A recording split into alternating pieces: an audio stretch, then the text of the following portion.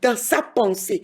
Il a une place importante pour la femme dans le ministère.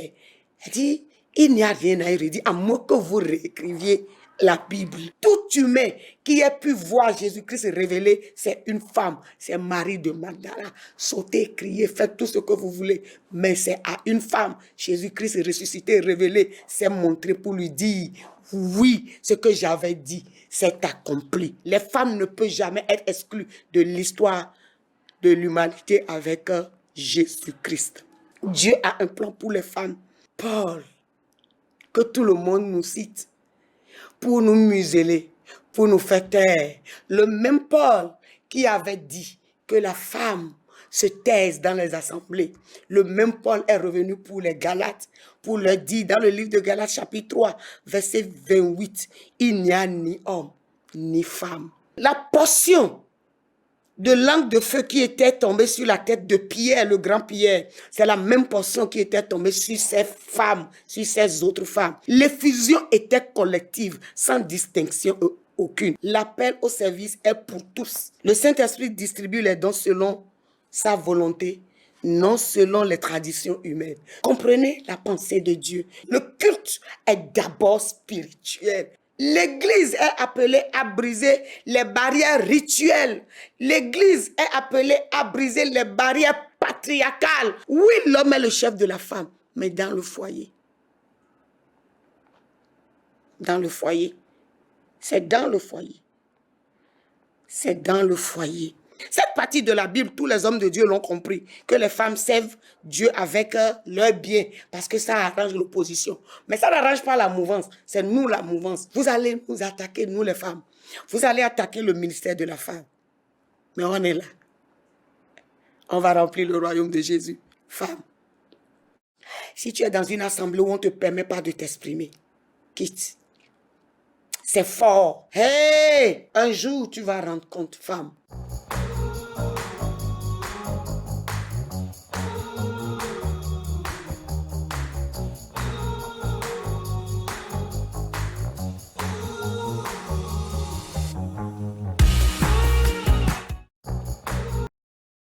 Bonsoir, chers téléspectateurs. Je vous souhaite encore ce soir la bienvenue sur Divin TV. Nous sommes là pour parler de l'effusion du Saint-Esprit. Prions.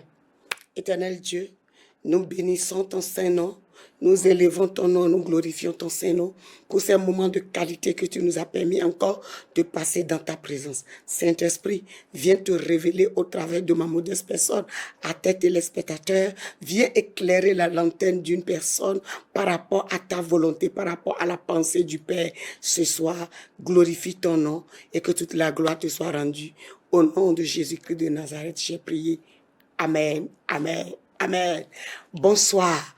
Nous sommes là ce soir pour vous parler de la Pentecôte. La Pentecôte, tout le monde connaît la Pentecôte. Mais moi, je vais soulever le voile par rapport au rôle de la femme par rapport à la Pentecôte. Qu'est-ce qui s'est passé ce jour? Y avait-il des femmes dans la chambre haute? La chambre haute avait-elle permis aux femmes d'être présentes ce jour? Ce soir, nous allons essayer d'ouvrir un tout petit peu le voile pour essayer de comprendre la pensée de Dieu par rapport à l'effusion du Saint-Esprit. Allons rapidement dans le livre des Actes des Apôtres. Actes des Apôtres est un livre spécifique. Il y a le livre de Luc qui nous a parlé de l'évangile, mais Luc apparemment s'est adressé à Théophile dans le livre des Actes pour lui relater des choses dont il n'a pas pu parler dans le livre de Luc. Certainement que les gens avaient mal compris, avaient mal perçu ce que Luc avait dit dans son évangile, raison pour laquelle il a interpellé Théophile pour aller encore dans les moindres détails, pour lui faire comprendre ce qui s'est passé. Qu'est-ce que Dieu veut? Quelle est la pensée de Dieu?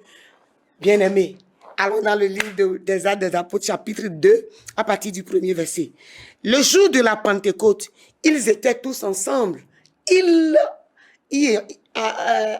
regroupaient qui et qui? Ils regroupaient les 11 apôtres restants.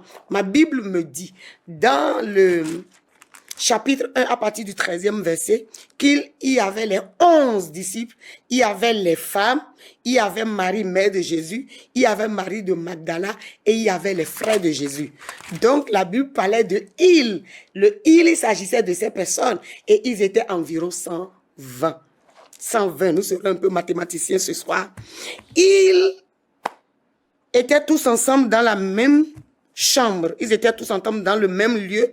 Tout à coup, il vint du ciel un bruit comme celui d'un vent impétueux et il remplit toute la maison et ils étaient assis. Des langues semblables à des langues de feu leur apparurent, séparées les unes des autres et se posèrent sur chacun d'eux. C'est-à-dire, les langues de feu se posèrent sur la tête d'environ 120 personnes qui étaient dans la chambre haute ce jour de Pentecôte. Et ils furent tous, sans exception, remplis du Saint-Esprit et se mit à parler en d'autres langues, selon que l'Esprit leur donnait de s'exprimer. Aujourd'hui, nous n'allons pas parler des autres langues dont la Bible a mentionné, mais nous voulons parler de l'effusion du Saint-Esprit et des 120.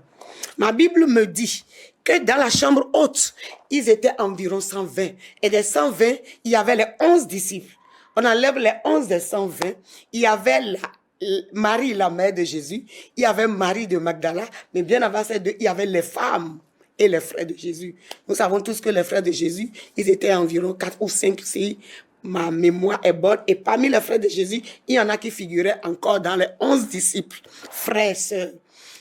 L'effusion du Saint-Esprit, ce qui s'est passé ce jour, le jour de la Pentecôte, ce qui s'est passé, le Saint-Esprit qui est descendu sous forme de langue de feu, ce n'était pas un hasard dans le règne spirituel. Au commencement, Moïse avait déjà prophétisé. Si nous allons dans le livre de Nombres, à partir du chapitre 11, il y avait 70 qui étaient saisis par l'Esprit Saint, l'Esprit de Dieu en ce temps, et ils avaient commencé par prophétiser. Mais dans le camp, il y avait Eldad, il y avait Médad, qui ne faisaient pas partie des 70, mais qui ont commencé par prophétiser. Ce qui n'était pas normal aux yeux de Josué, qui s'est rapproché de Moïse et lui disait son mécontentement ou lui rapportait les faits de la manière dont lui le voyait des yeux humains.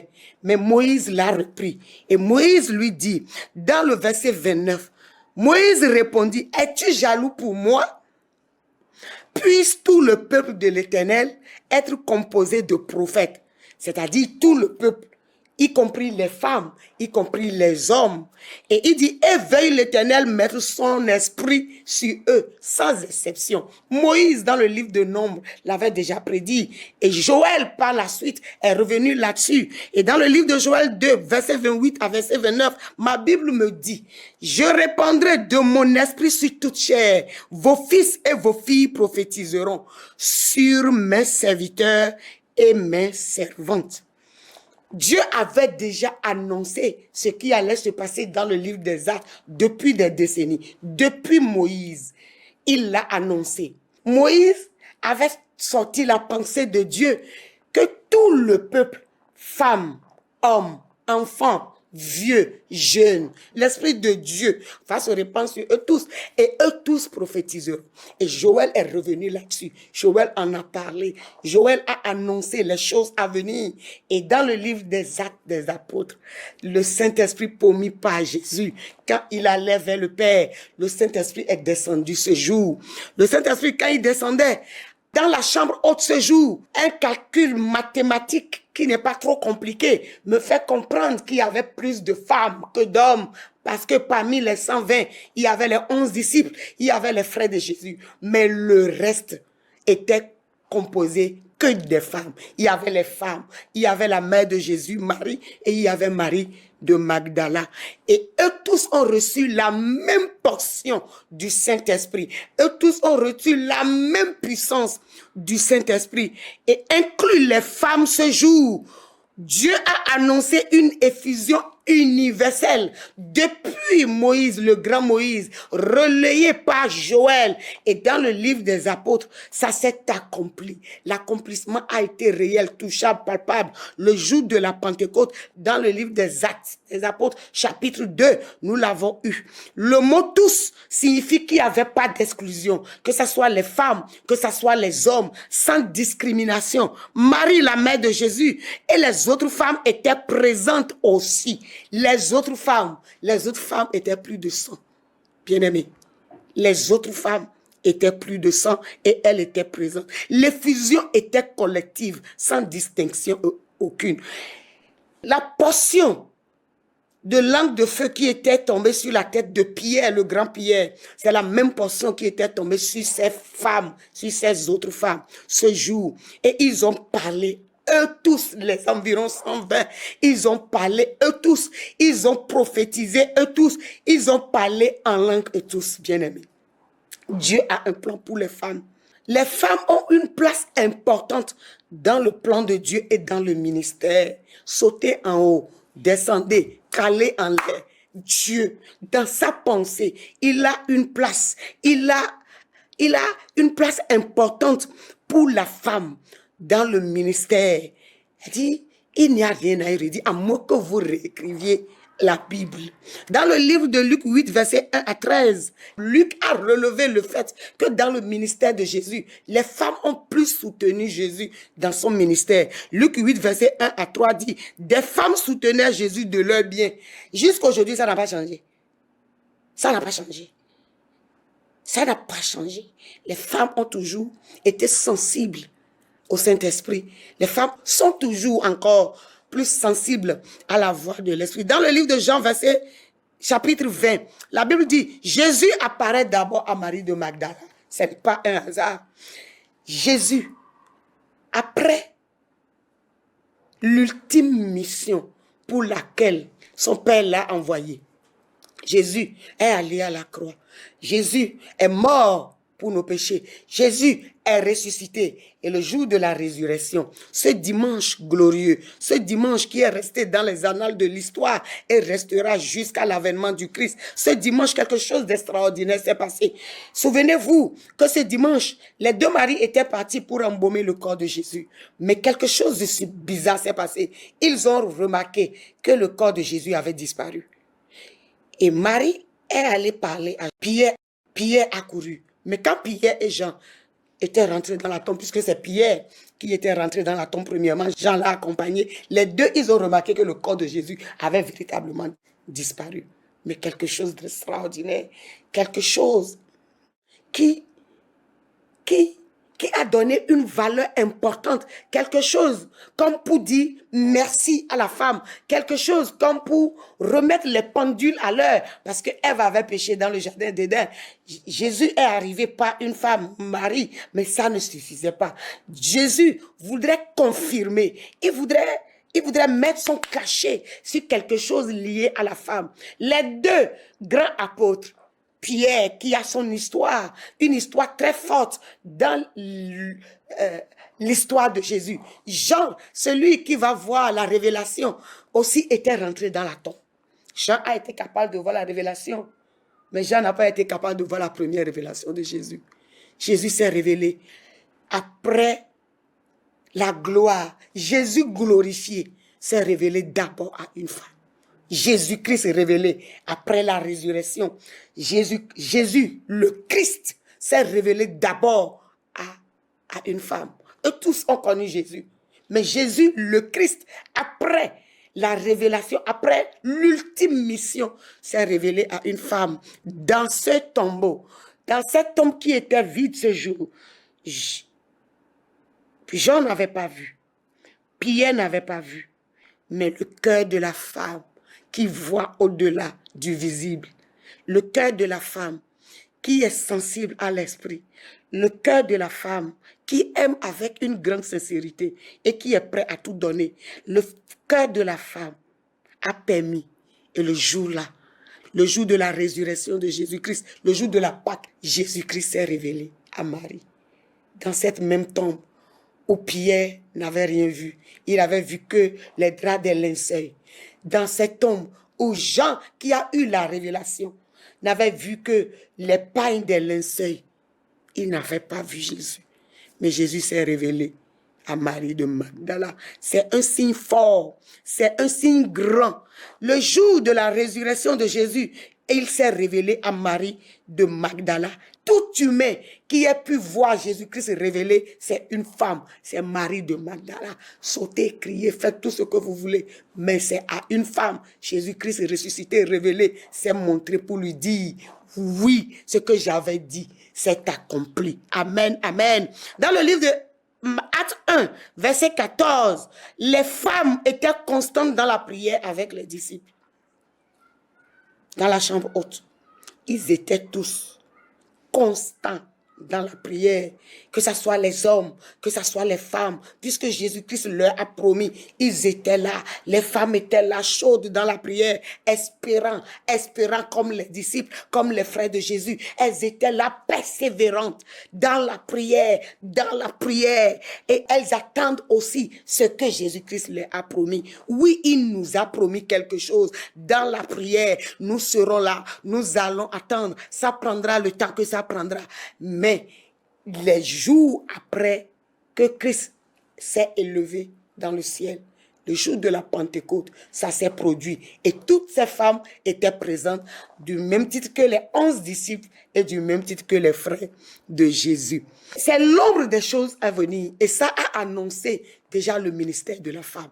L'effusion du Saint-Esprit ce jour n'avait pas mis les femmes à part, n'avait pas mis les hommes à part, n'avait pas diminué l'intensité de la langue de feu qui est tombée sur les femmes et avait augmenté l'intensité de la langue de feu qui est tombée sur les hommes. Et le jour-là, dans la chambre haute, le Saint-Esprit n'avait pas distingué les gens. C'est pour dire que le culte est d'abord spirituel. Le culte est d'abord spirituel. Arrêtez. Lisez bien vos Bibles. Hey, vous allez nous attaquer, nous les femmes. Vous allez attaquer le ministère de la femme. Mais on est là. On va remplir le royaume de Jésus. C'est l'ombre des choses à venir. Vous savez, dans le livre des apôtres, Philippe avait 4 filles qui prophétisaient. Allez dans le livre de Actes 21, chapitre 21, verset 9. Philippe avait 4 filles qui étaient prophétesses et elles prophétisaient. Et dans ce même livre des apôtres, Luc a bien fait de revenir sur les actes des apôtres. C'est à dessein. N'enlevez pas l'acte des apôtres de votre livre, de votre Bible. N'enlevez pas l'acte des apôtres de votre Bible. Priscille, avec Aquilas, ce sont elles, ces femmes enseignantes qui ont enseigné Apollos. Allez dans le livre des Actes des Apôtres, chapitre 18, verset 6. Et Paul, que tout le monde nous cite, pour nous museler, pour nous faire taire. Le même Paul qui avait dit que la femme se taise dans les assemblées. Le même Paul est revenu pour les Galates, pour leur dire dans le livre de Galates, chapitre 3, verset 28, il n'y a ni homme, ni femme. Dans le règne de l'esprit, le genre a été démystifié dans le livre de Paul aux Galates. Il n'y a pas d'homme, il n'y a pas de femme. Le Saint-Esprit, la portion qu'il a donnée aux hommes, c'est la même portion qu'il a donnée aux femmes. Et dites-moi, le jour où la trompette va sonner et nous allons monter vers le Père, est-ce qu'il y aura des femmes? Est-ce qu'il y aura des hommes? Non, non, non. Comprenez la pensée de Dieu. Dieu n'a pas mis la femme à part et il n'a pas mis l'homme à part. Les circonstances dans lesquelles Paul disait aux Corinthiens et il demandait à ce que les femmes se taisent. Étudiez un peu la Bible pour comprendre les circonstances dans lesquelles Paul demandait à ce que les femmes l'enseignent. Et en son temps, ce n'est pas que nous raisonnons. Dans chaque texte, il y a les contextes. Et si vous oubliez les contextes dans lesquels les textes ont été écrits, vous allez oublier le paratexte et vous allez tomber dans le travers de la pensée de Dieu. La pensée de Dieu, la pensée de notre Père, la pensée de mon Père, ce n'est pas de me museler dans l'œuvre salvatrice de Christ. Ce n'est pas de me museler dans dans son église. Ce n'est pas que je subis et que je sois seulement là. Ce n'est pas que je sois seulement là et que je serve Dieu seulement avec mes biens. Cette partie de la Bible, tous les hommes de Dieu l'ont compris. Que les femmes servent Dieu avec leurs biens. Parce que ça arrange l'opposition. Mais ça n'arrange pas la mouvance. C'est nous la mouvance. Dieu nous aime et Dieu nous a aimés. Sauter en l'air, ça ne va pas changer la pensée de Dieu par rapport à la femme. Jésus, dans son ministère, restait plus avec la femme. C'est vrai, il y avait les 12, mais après les 12, il y avait les femmes. Parce qu'il y avait plus de femmes qui suivaient Jésus. Jésus avait levé un voile. En son temps, les Juifs étaient interdits même de se montrer en public. Mais avec Jésus, elles se permettaient de l'écouter. Elles étaient prêtes à tout. Elles suivaient Jésus. Jésus, avec sa croix, n'avait trouvé personne. Mais les femmes qui le suivaient, les femmes étaient là. Jésus crucifié n'avait personne, mais les femmes étaient là. Elles pleuraient pour Jésus. Jésus enterré n'avait trouvé personne, mais les femmes étaient là. Elles pleuraient pour Jésus. Les femmes ne peuvent jamais être exclues de l'histoire de l'humanité avec Jésus-Christ. Le jour de la Pentecôte a confirmé la réalité spirituelle qu'il n'y a ni homme, qu'il n'y a ni femme dans le règne de l'Esprit. En Jésus, il n'y a plus de genre. Quand il s'agit du ministère, quand il s'agit de l'œuvre de Dieu, il n'y a ni homme, il n'y a ni femme, il n'y a ni juif, il n'y a ni grec. Nous sommes spirituellement mandatés de la même manière pour la mission divine. Et dans le livre de Galates, Paul a été clair. Le même Paul que les gens citent pour nous insulter, pour nous museler. Nous refusons de nous taire. Nous n'allons pas nous taire. Il y a une catégorie de femmes qui ont compris l'essence même de l'appel de Dieu pour leur vie, quel que soit ce que les hommes, les misogynes vont faire. Nous n'allons pas nous taire.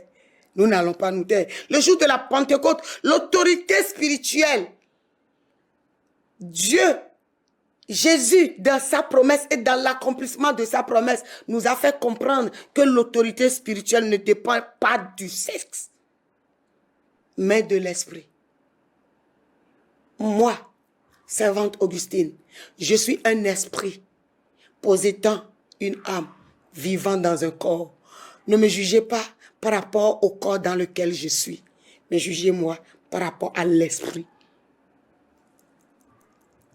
que je suis. Mais je vis dans un corps, le corps féminin. Amen, amen. Oh, que j'aime la parole de Dieu, que j'aime Jésus. Quelle est l'implication de la femme dans l'église aujourd'hui? Dans l'église aujourd'hui, une église qui est obligée et qui est appelée à reconnaître les dons de tous, les dons de l'Esprit, les dons de l'Esprit Saint. Dieu les donne, que ce soit aux hommes, que ce soit aux femmes. Vous êtes appelés à reconnaître les dons de l'Esprit dans les femmes.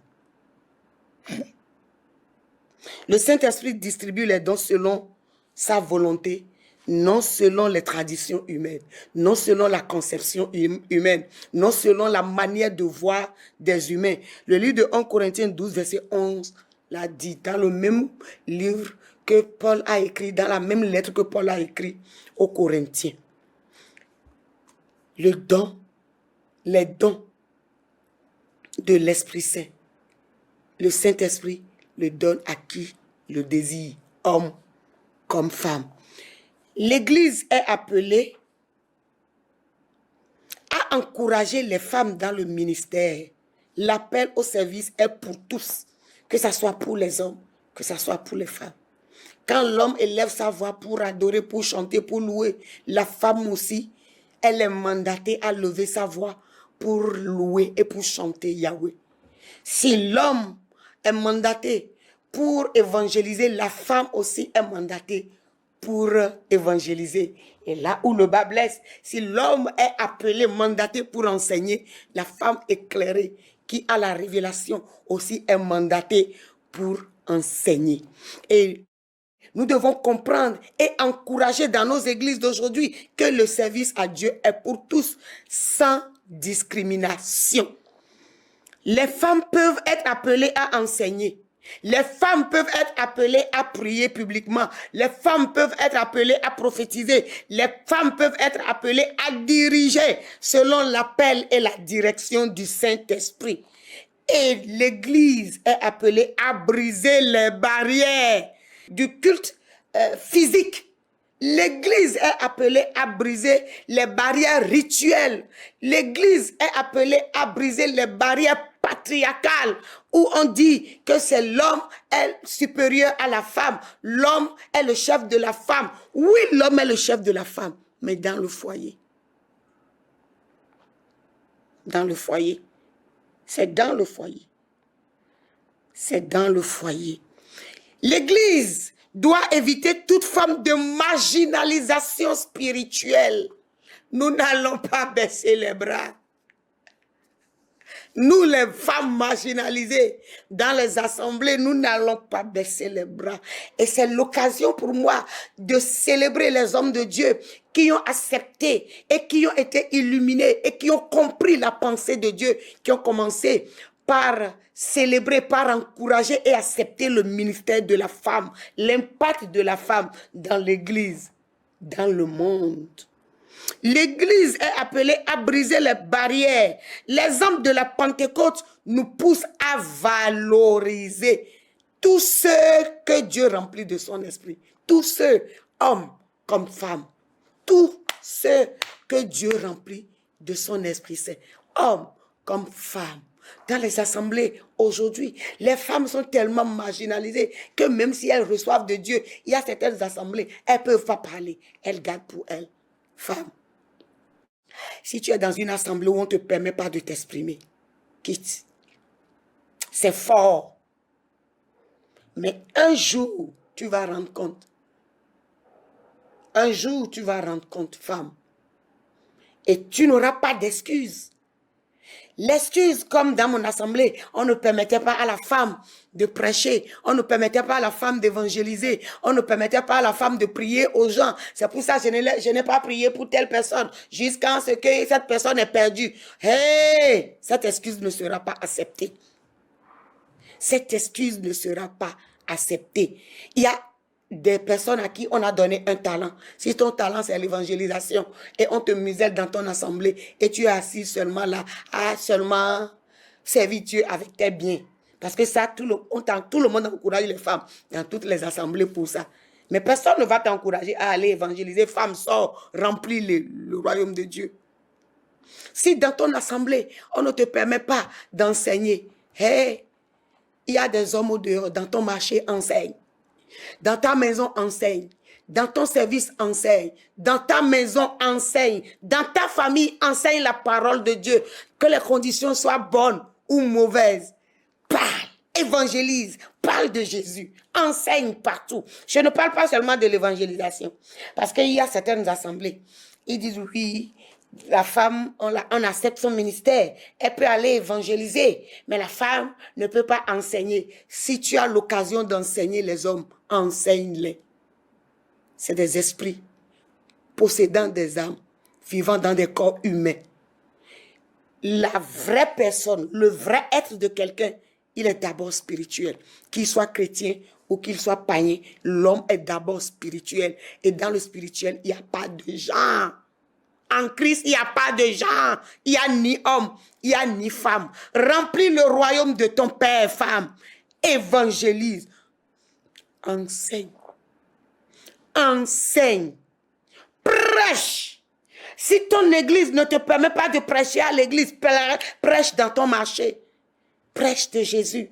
Parce que la portion de l'esprit, l'effusion du Saint-Esprit, la portion que tu as reçue, tu dois la manifester. Le feu du Saint-Esprit en quelqu'un, quand on ne manifeste pas, ça brûle, ça bouillonne, ça t'amène même à ne pas comprendre. Ça t'amène même à être bizarre. La portion qui est en toi, tu dois la manifester. C'est un feu qui brûle de l'intérieur à l'extérieur. Ce feu que tu as reçu, le jour où tu as reçu Christ dans ta vie, qui t'a identifié, qui t'a mandaté, qui t'a élu, enfant du royaume. Ce feu que tu as travaillé en connaissant Christ, en le découvrant et en le connaissant, parce que tous ceux qui l'ont connu, leur vie ont été transformés. Ce feu que tu as reçu en le connaissant, qui a débordé, ce feu qui brûle en toi, à débordement. Ne le garde pas pour toi seule, femme, parce que elle dit, et tu trouves une excuse. La femme, et il y a même certaines femmes qui nous insultent même. Quand nous prêchons, il y a des femmes qui nous insultent. Je ne les en veux pas parce qu'elles sont mal enseignées. Elles n'ont pas encore été enseignées. La vérité ne leur a pas encore été montrée. L'Esprit Saint que les hommes ont reçu, la même portion, c'est la même portion que toi, femme, tu as reçu. Les mêmes miracles que la femme, l'homme est appelé à manifester, femme, tu es appelé à manifester les mêmes miracles. Le même impact que l'homme est appelé à manifester, femme, tu es appelé à manifester les mêmes impacts. Regardez, au Bénin, il y a une femme qui s'est démarquée de la multitude. Elle a été combattue, mais aujourd'hui, elle est une apôtre. Pas seulement apôtre de nom, mais l'évidence est là. L'évidence est palpable. Elle s'est reproduite dans beaucoup de personnes, hommes comme femmes, mais c'est une femme. Si elle avait baissé les bras, si elle avait été touchée par les propos discriminatoires des hommes quand elle avait commencé son ministère, cette grande femme ne serait pas là aujourd'hui. Cette femme où tout le monde se réfère à elle. Je vais parler de notre maman, Janine Aho. Elle a tout subi.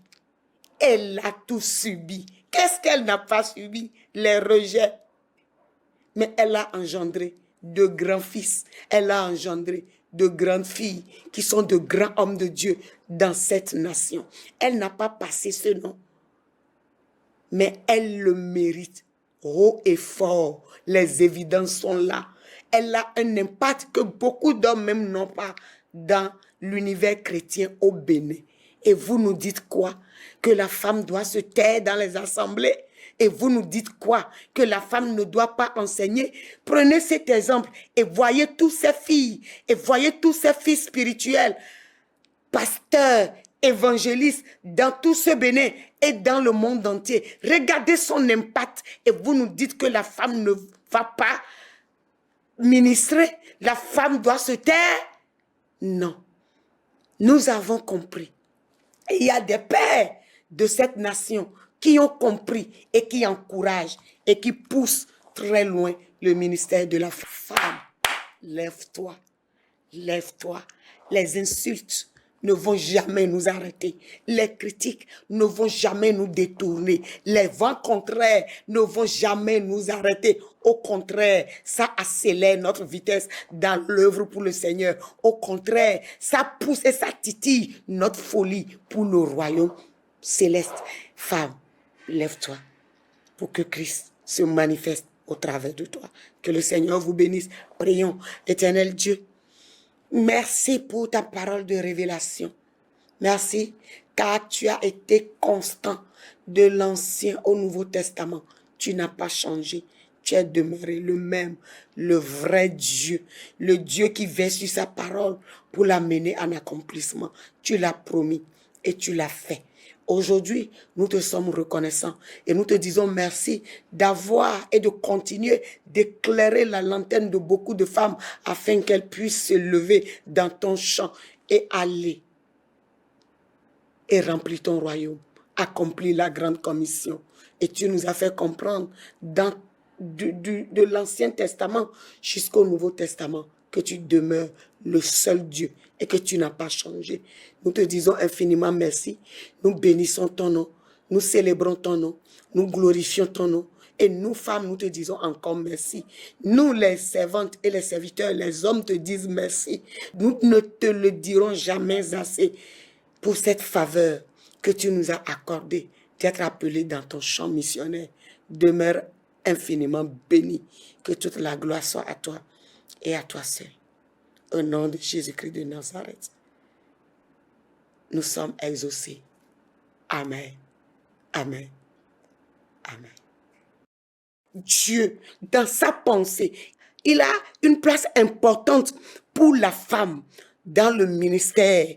Il dit, il n'y a rien à redire, à moins que vous réécriviez la Bible. Tout humain qui ait pu voir Jésus-Christ révélé, c'est une femme, c'est Marie de Magdala. Sautez, criez, faites tout ce que vous voulez, mais c'est à une femme, Jésus-Christ ressuscité, révélé, c'est montré pour lui dire, oui, ce que j'avais dit, c'est accompli. Les femmes ne peuvent jamais être exclues de l'histoire de l'humanité avec Jésus-Christ. Dieu a un plan pour les femmes. Paul, que tout le monde nous cite, pour nous museler, pour nous faire taire. Le même Paul qui avait dit que la femme se taise dans les assemblées. Le même Paul est revenu pour les Galates, pour leur dire dans le livre de Galates chapitre 3, verset 28, il n'y a ni homme ni femme. La portion de langue de feu qui était tombée sur la tête de Pierre, le grand Pierre, c'est la même portion qui était tombée sur ces femmes, sur ces autres femmes. L'effusion était collective, sans distinction aucune. L'appel au service est pour tous. Le Saint-Esprit distribue les dons selon sa volonté, non selon les traditions humaines. Comprenez la pensée de Dieu. Le culte est d'abord spirituel. L'Église est appelée à briser les barrières rituelles. L'Église est appelée à briser les barrières patriarcales. Oui, l'homme est le chef de la femme, mais dans le foyer. Dans le foyer. C'est dans le foyer. C'est dans le foyer. Cette partie de la Bible, tous les hommes de Dieu l'ont compris, que les femmes servent Dieu avec leur bien, parce que ça arrange l'opposition. Mais ça n'arrange pas la mouvance, c'est nous la mouvance. Vous allez nous attaquer, nous les femmes. Vous allez attaquer le ministère de la femme. Mais on est là. On va remplir le royaume de Jésus. Femme, si tu es dans une assemblée où on ne te permet pas de t'exprimer, quitte. C'est fort. Hey! Un jour, tu vas rendre compte, femme.